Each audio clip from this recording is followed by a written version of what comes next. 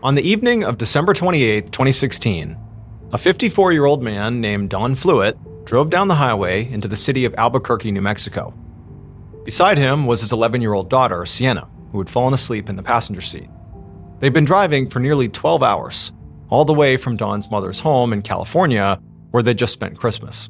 But the holiday had not really been a happy one, because a few weeks earlier, Don's sister, Janice, had died of breast cancer. And Janice was really one of the only true close family members Don had left. His dad and his other sister were both already dead, and his younger brother Dennis wasn't talking to him after a big argument the year before. So, as soon as Don had gotten the news that Janice had unfortunately passed away, he'd immediately negotiated with his ex-wife to take their daughter, Sienna, and go see his mom. He wished they could have stayed longer, but he had to get back to work.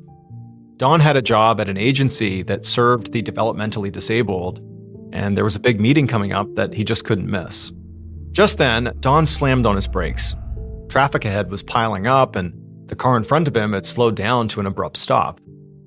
Don felt a surge of anger rise in his chest, and he laid on his horn. He was about to roll down the window so he could scream at the driver in front of him, but then he saw Sienna open her eyes in alarm in the seat next to him, and he stopped himself.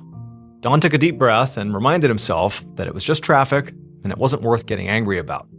Don used to have kind of a temper when it came to driving, but in recent years, he'd been working hard to control it so he could set a good example for his daughter. So after the traffic finally let up, and as he rounded an exit off the highway and drove through downtown Albuquerque toward his house, Don deliberately tried to shift his focus to something positive. It was already Wednesday, which meant it was only a few more days until Spaghetti Sunday. And that always made Don smile. Spaghetti Sunday was a tradition that he and Sienna had started together a few years ago by making big batches of food every Sunday after church and bringing the food downtown to feed the homeless. At first, it had just been the two of them, but over time, more people had joined in the effort, and pretty soon it had grown into a real event with whole groups of volunteers coming out to serve food and drop off clothes and canned goods. Don felt proud that he'd created something so meaningful for the community, and it was especially important to him that he had done it with Sienna. Finally, Don turned down a quiet residential street and parked in the garage of a 2-story stucco townhouse decorated with Christmas lights. He got out of the car with Sienna, grabbed their suitcases, and walked to the front door and unlocked it. And when his daughter stepped inside, she shrieked with excitement, because waiting for her under the Christmas tree was a brand new bicycle wrapped in a shiny bow. She turned around and asked her dad if she could give the bike a spin around the block right now. Don wanted to say yes, but it was already dark out, and this was supposed to be a quick stop at his house, and when he looked at the clock, he saw that it was almost 7. He'd already had Sienna for most of December, including the whole holiday, and he had to get her back to her mother's house soon. Don and his ex-wife, Christine White, had a pretty civil relationship, but he knew she would be annoyed if he asked for more time. So Don told Sienna the bike would have to wait, but for now, just go grab whatever she needed from her room, and then they would leave. As Sienna ran off, Don noticed something strange. He hadn't seen his golden retriever, Buddy, who usually rushed out to greet him whenever he came home. So Don walked through the living room and down the hall, calling out Buddy's name, and finally found the dog cowering in the bedroom. Don extended his hand, and Buddy skittishly came forward to sniff it. And Don was a little unnerved by this. Buddy usually did not act scared of him, but then again, Don didn't usually leave for weeks at a time either, so he just told himself that, maybe this was just separation anxiety. So he gave Buddy a pat on the head, filled his bowl with kibble, and then grabbed his keys for the short drive to his ex-wife Christine's house. Don drove to Christine's very slowly, trying to enjoy every last bit of his time with Sienna. Don treasured the time he had with his daughter, because the mistakes he'd made when he was younger had almost gotten her taken away from him. These days, Don lived a squeaky clean life and went to church every Sunday, but it was not always that way. He had partied a lot when he was younger, and when Sienna was a toddler, he'd gotten fired from his dream job as a firefighter for failing a drug test. And then after he'd lost his job, his then wife, Christine, had to shoulder most of the family's bills, and after a few months, the strain on the marriage was just too much. Christine filed for divorce, which was crushing for Don, but even worse was the possibility of losing Sienna. Don actually already had 2 kids from a previous marriage. And after that divorce, his first wife had gotten sole custody of those kids and moved them all to Oklahoma. So Don had barely seen them for most of their childhoods. He was determined not to make that same mistake with Sienna. So he'd gone to court to fight Christine and her new husband, Terry White, for shared custody. The court battle had gotten a little contentious, but it was worth it, and Don made the most of every moment he got to spend with Sienna. He'd braid her hair before school and make costumes for her school plays, and on the nights when she was at her mom's house, he always called her before bed to say goodnight. Now, Don pulled into Christine and Terry's driveway, and Christine came outside and stood by the front door with her arms crossed. She motioned to her watch, clearly annoyed that Don was late. Don got out of the car and sort of apologized and told her it had been a really long drive from California, and they'd only stopped a few times for gas and bathroom breaks, and they'd hit some traffic. That was why they were late. Christine sighed and said it was okay. She asked about the trip, and Don told her it went well. They had a great Christmas despite the, sadness over his sister's death, and it had been very meaningful just to be together. Before Sienna ran inside the house, Don pulled her in for a big hug and kiss, and then he promised to call her before bed as usual. And when he saw her again that weekend, they'd have plenty of time to test drive that new bike. When Don pulled back into his garage 10 minutes later, he noticed that the trash can at the end of his driveway was lying overturned on its side. So he parked his truck, walked down to the curb, and flipped it upright. Then he walked back up the driveway, pressed a button to close the garage door, and unlocked the door to his townhouse. And while he was taking off his shoes and jacket, he could have sworn he heard the garage door stop closing and roll back up again, as if something had maybe tripped the sensor. He stopped to listen, and now what he heard was the sound of the door actually closing again and actually hitting the ground with a soft thud. He shook his head and decided he must be imagining things. Don dragged his suitcase into the bedroom and began to unpack. All he wanted to do was just relax and not really think about anything. But when he carried his toiletries into his bathroom to put them away, he saw a small hole in the ceiling and let out a frustrated sigh. Don had been hounding his landlord about patching that hole for months, and he'd been hoping it would have been done by the time he got home. So he made a mental note to give the landlord yet another call about it in the morning. When he was finally finished unpacking, Don put his jacket and his shoes back on and then headed out to the garage to smoke a cigarette. The following morning, December 29th, at the office where Don worked, his coworker, Valerie Torres, was settling down at her desk when her phone rang. Valerie picked it up and heard Don's daughter, Sienna, on the other line. Sienna told Valerie that her dad did not call her last night and asked if he was there now at the office. So Valerie stood up and peered over at Don's desk, but it was empty. This was a little unusual since Don was a pretty punctual guy, but it was still early, so she told Sienna not to worry. She would give Don a call now, and she was sure he would call Sienna right back. Valerie hung up and dialed Don's cell phone, but he didn't answer. So she sent him a text message, and she waited. But after half an hour, Don still hadn't replied, and now Valerie was starting to feel concerned. It was not like Don to skip work without calling in, and then ignore calls and texts too. And so Valerie discussed it with another coworker, and they decided to just go swing by Don's townhouse themselves and check on him. The sky over Don's townhouse was dark and cloudy when Valerie pulled into the driveway. She and her coworker got out of the car and walked up to the front door. Valerie knocked on the door, but to her surprise, it actually just swung right open. She looked over at her coworker, then the two of them nervously stepped inside.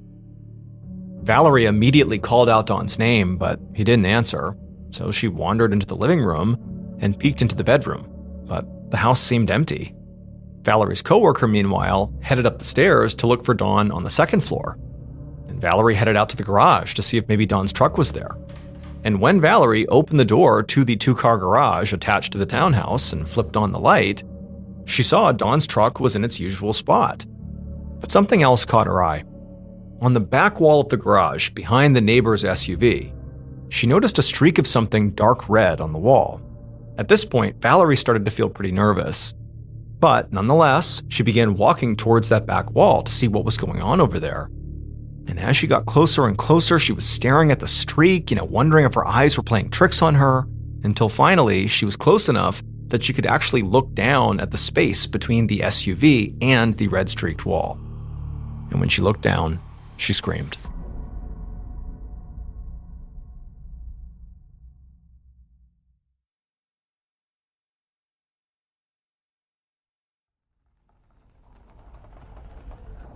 A little before noon on that same day, Albuquerque police detective Matthew Kaplan pulled up in front of a 2-story stucco townhouse secured with yellow crime scene tape and swarming with police officers. 2 women wearing business clothes were sitting on the curb, and both of their faces were stained with tears and smeared makeup. All Detective Kaplan knew was that a man had been found dead in a garage attached to this townhouse, and now he, Detective Kaplan, was heading up the investigation. So he got out of his car and walked up to the open front door, and a policeman standing in the entryway filled him in on a few more details. The victim had been identified as Dawn Fluitt. The 2 women outside were his coworkers, who had come here to check on him when he hadn't shown up for work that morning. There were no signs of forced entry, and the women said the front door was open when they arrived. Kaplan stepped inside the townhouse into the living room, and right away he saw a brand new bicycle sitting under a Christmas tree. Then he did a slow loop through the first and second floors and noted there was a cell phone on the couch and a wallet on the kitchen counter. It didn't really look like anything had been rifled through. The drawers in the house were not hanging open, and the house generally was neat and orderly. And so on first glance, this did not appear to Kaplan like a robbery. Back on the first floor, Kaplan headed into the garage, where crime scene techs were busy photographing the scene and collecting forensic samples. Kaplan knelt down next to Dawn's body, which was laying face up between an SUV and the back wall. Dawn's throat was cut with a gaping wound that ran from one side of his neck to the other, and there were smaller cuts and scrapes near his eye, his ear, and on his hand, as if he had tried to fight back. There were also signs of blunt force trauma, as if he had been hit by an object like a baseball bat or maybe just a fist. And when Kaplan looked closely, he saw burst capillaries on Dawn's eyes and eyelids, which he knew were commonly a sign of strangulation. This killing was unusually violent and gruesome, which Kaplan knew meant this was likely personal.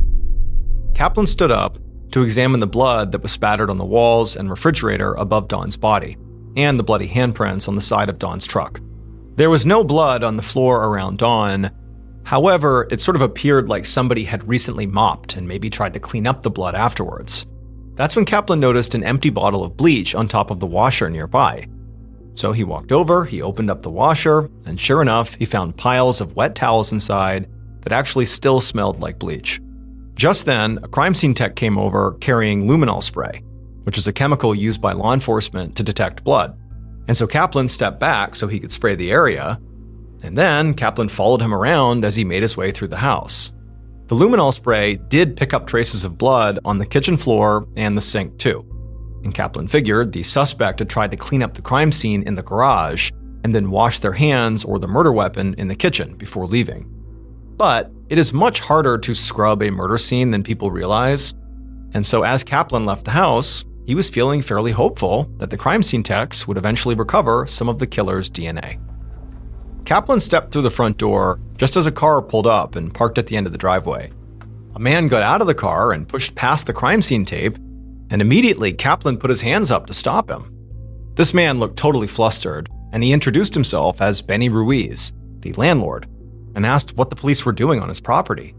When Kaplan told Benny that his tenant, Dawn Fluitt, had been murdered, Benny gasped, then started talking a mile a minute. He said Dawn was a devoted father and a religious man who would open up his home to anyone and that nobody would want to kill him. But then Benny paused and made a face like something was just occurring to him, and he said that actually there was one lead he could think of. He told Kaplan that Dawn did charity work with the homeless, and he said it was possible that somebody from the street could have maybe broken into Dawn's house and killed him. After Kaplan finished talking to Benny, he sent him on his way, and then he just stood on Dawn's driveway, thinking about what Benny had said.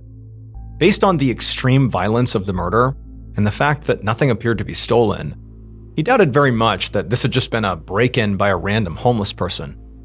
He thought it was much more likely that Dawn's killer was someone Dawn knew, and maybe even someone who had a key, based on the fact that there was no evidence of forced entry. And since Don was a big and muscular guy, and it was clear he had fought back with his attacker, Kaplan figured he was probably looking for a strong, potentially big male suspect. The question was, who would want to kill Don Fluid? From what the landlord and the two coworkers who had called 911 had said, Don seemed to be a really stand-up guy. If he had any dark secrets, they were very well hidden. The next day, December 30th, Detective Kaplan went to the house of Don's ex-wife, Christine White, and her husband, Terry White. Kaplan had spoken to Christine the day before just to break the news about her ex-husband's death, and also to see what she might know about the murder. Christine hadn't had any ideas about who would have wanted to hurt Don, but she'd mentioned that he used to have a problem with road rage, and he had just finished a 12-hour drive, so maybe he had gotten into it with another driver, and maybe they had followed him home. But she also said their daughter had been with him, and she didn't mention anything about that. The only other thing Christine could think of was that Don had actually told her that his dog was acting skittish when he had gotten back from that road trip. Kaplan had quickly ruled out Christine as a suspect because she had an airtight alibi. Don had dropped Sienna off at Christine's around 7:45 the night he was killed, and then she and Sienna had spent the rest of the night together. Her road rage idea seemed as unlikely as the landlord's theory that a random homeless person had broken in. And the information about the dog was interesting, but not particularly helpful in identifying a suspect. But now Kaplan was back at Christine's house because he still needed to speak to her husband, Terry, who had been out of town last night for work since he was a truck driver and often worked long shifts at odd hours. But as the husband of Don's ex-wife, he was a natural suspect. When Kaplan rang the doorbell, Terry opened the door and greeted the detective with a polite smile. Kaplan entered the living room where Christine and Sienna were sitting and said hello, and then asked them to leave so he could speak to Terry in private. Terry sat down in an armchair across from Kaplan. He seemed calm and friendly as he told the detective that he and Don didn't have much contact with each other, but their relationship was not exactly bad. It was just awkward because of the custody battle Don had had with Christine. Ever since then, Terry said, he'd tried to keep the peace by just sort of avoiding Don. He knew Sienna loved her dad like crazy, and if he accidentally sparked a conflict, Sienna would likely take Don's side. As for the night of Don's murder, Terry told Kaplan he was at his sister's house until about 9 p.m., and then he left and he stopped at Wendy's on the way to work, and then he took a nap in his truck in the parking lot before going in for his shift. After Kaplan left and went back to the station, he immediately called Terry's sister and also Terry's boss, and they both confirmed Terry's whereabouts, which meant that Terry's alibi was solid, and Kaplan was back to square one on suspects. But while he was writing up a report on Terry's interview, his phone rang with a call from one of Don's neighbors. She told him she had been looking over the footage from her security camera for the night of Don's murder, and she found something that she thought the detective might want to see. Kaplan stopped writing his report mid-sentence and drove right to this neighbor's house, where she led him inside, to her computer, where she pressed play. Kaplan leaned in close to the screen and watched the black and white footage of the side of Don's townhouse shot from the top of the driveway next door. At 7:41 p.m., a few minutes after Kaplan knew that Don and Sienna had left for Christine's house, a hooded figure could be seen in the corner of the frame. The figure tipped over Don's trash can and then walked up the driveway toward Don's garage and disappeared from the screen. About 15 minutes later, the video showed Don driving into the garage and then walking out again to go pick up the trash can and then walking back up the driveway. Now, the garage door itself was not in frame, but the camera did capture a faint glow of light coming from inside Don's garage. Kaplan could see that light dimming, which meant the garage door was closing, but then inexplicably, the door must have begun going back up again because the light began to get bigger. And at the same time, there were several brief flashes of light, and then after the flashes, the light began to dim again, which meant the garage door closed, eventually leaving the driveway in darkness. Kaplan got a copy of this video, and then left the neighbor's house and walked over to Don's, trying to piece together what actually happened on the video. He stood inside of Don's garage and held the garage door clicker in his hand, and he pressed the button to close the door. And as it closed, Kaplan walked closer until he was almost directly underneath the door's path. And then, when that happened, all of a sudden, the door stopped, because Kaplan had actually tripped the sensor by going right underneath it. And as soon as he tripped the sensor, a light on the top of the garage flashed 3 times as the door not only stopped, but began going back the other way. It was clearly how the system worked if it was tripped. And so once he saw that, Kaplan thought about those strange flashes of light he saw in the video, and then also that hooded figure he had seen lurking near the garage. And all at once, it was like the pieces clicked into place. The suspect must have followed Dawn into the garage. But when they went into the garage, perhaps they tripped the sensor, and so as that door was coming down, the suspect's trying to sneak in, they trip the sensor, the door stops, there's those flashes of light, the door begins to go up again, but the suspect, not wanting Dawn to realize what's going on, rushed over, hits the button, the door shuts, Dawn is none the wiser. Unfortunately, as valuable as this footage appeared to be, Kaplan was not able to make out the dark figure's face on this security video. But, the video had given him a few extremely valuable clues. Whoever killed Dawn must have known his routine. They also must have known when he would leave to take Sienna to her mother's house, and when he would likely come back home. And they also must have known that Dawn was the type of person who, when he pulled into his driveway and saw that overturned trash can, that he wouldn't just let it sit there. He would deal with it that night. He would go down there and he would turn it upright. And when Dawn was doing that, that would give the killer an opportunity to sneak into the garage. And all of this meant that the suspect didn't just know Dawn. They had to have known him very well. Detective Kaplan spent weeks speaking to everyone who knew Dawn, from coworkers to friends to his entire family, including his first wife and the 2 kids he shared with her, Tiffany and Josh, who had gone to live in Oklahoma with their mom after the divorce. When Kaplan reached the kids, who were now young adults, they said they had mostly stayed on good terms with their dad. However, they said that wasn't true of some of the other members of their family. They told Kaplan the person he should be investigating was Dawn's own brother, Dennis. They said that Dawn and Dennis had had a falling out about a year earlier, but somehow, after Dawn's death, Dennis had gotten the keys to Dawn's townhouse, and he'd been out there boxing things up and basically taking control over everything ever since. Now, Dennis was apparently telling the family that he was just trying to help, but Tiffany and Josh, they weren't sure they believed that.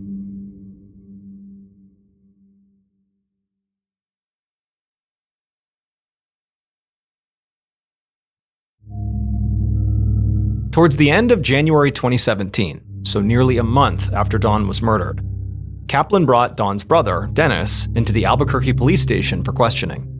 And seated across the interrogation table, Dennis seemed a little keyed up, but Kaplan couldn't tell whether he was nervous about the interview because he was guilty or irritated about it because he was innocent. Dennis said that the feud between him and his brother had started after their father had passed away in October of 2015. A little over a year earlier.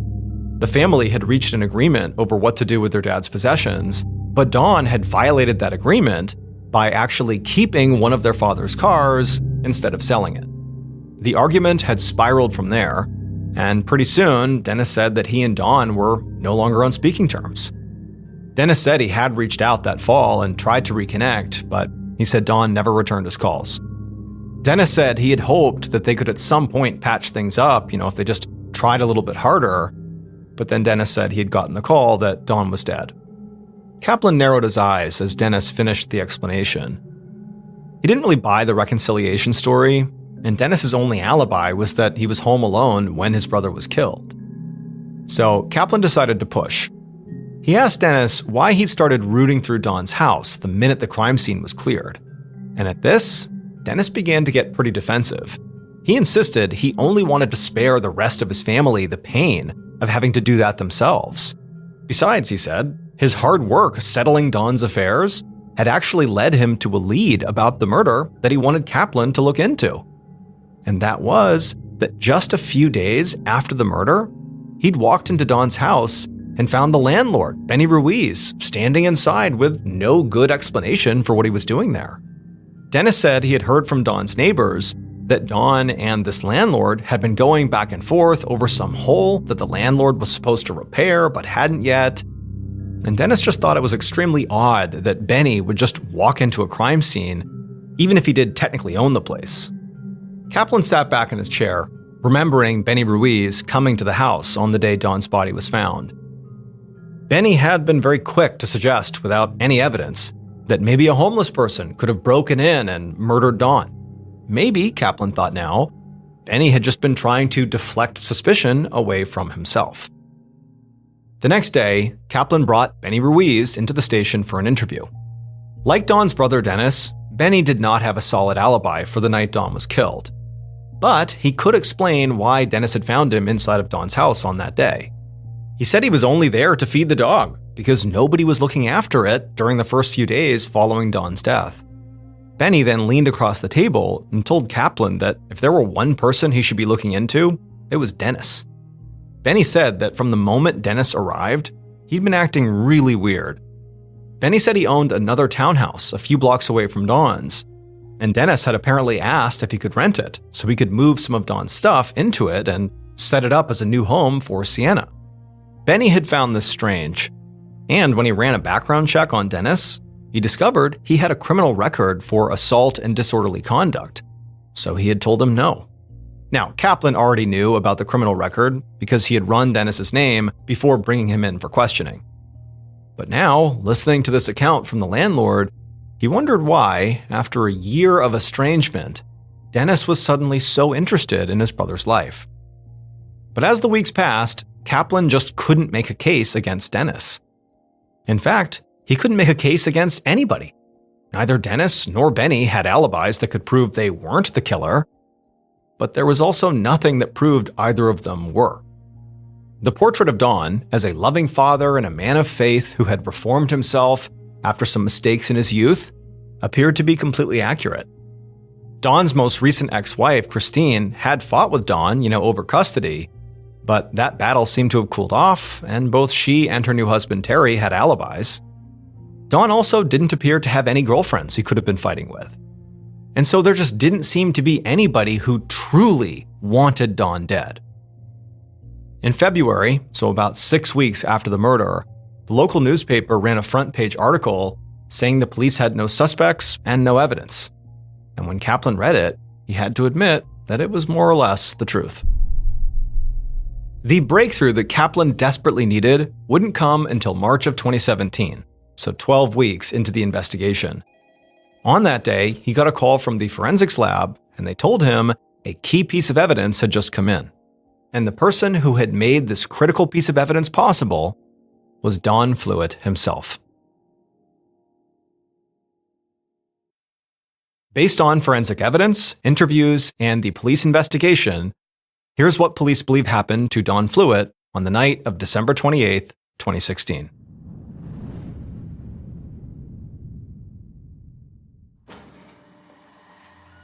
The killer waited in the darkness right outside of Don's house until the garage door opened at about 7:40 p.m.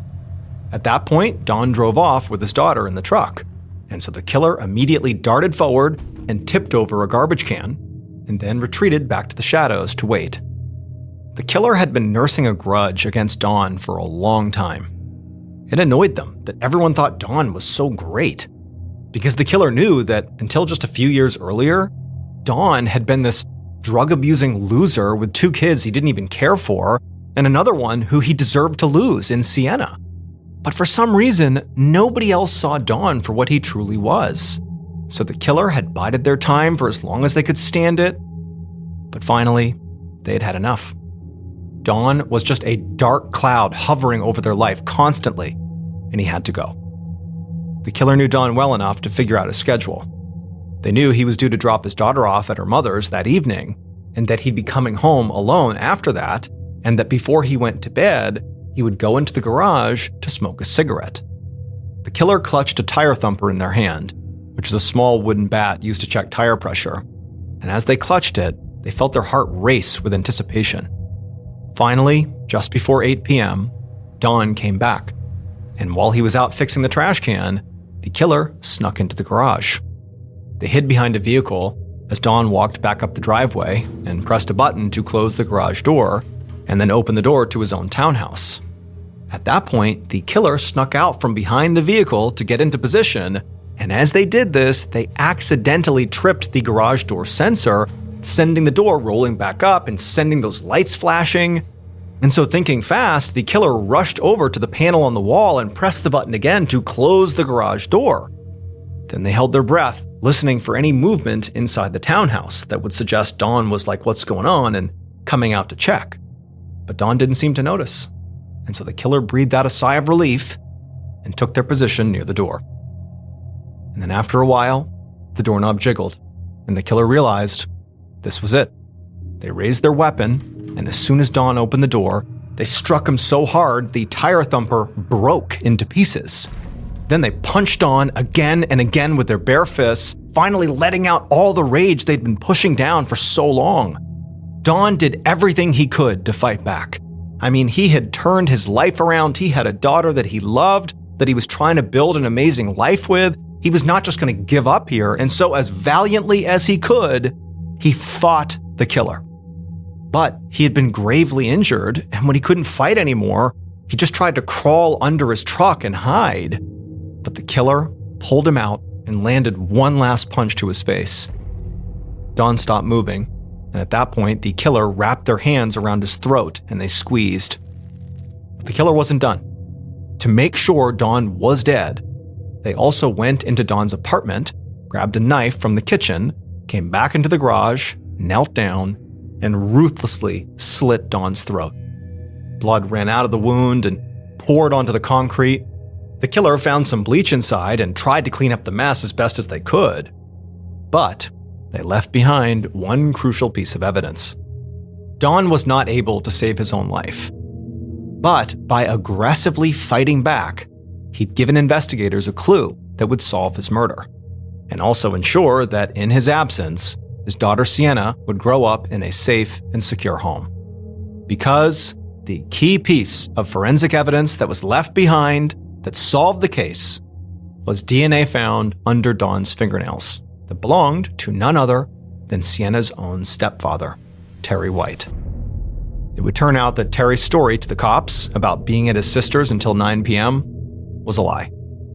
And so, on April 3rd, 2017, just over 3 months after Dawn's murder, Terry White was arrested and charged with murder. After his arrest, Terry cast blame on his wife, Christine, saying she was the one who put him up to it so they could have Sienna to themselves. And so Christine was also arrested and charged with murder, but the charges against her were dropped due to a lack of evidence. Terry, however, was convicted in August of 2018 of first-degree murder, aggravated burglary, and tampering with evidence. He was sentenced to life in prison plus 12 years.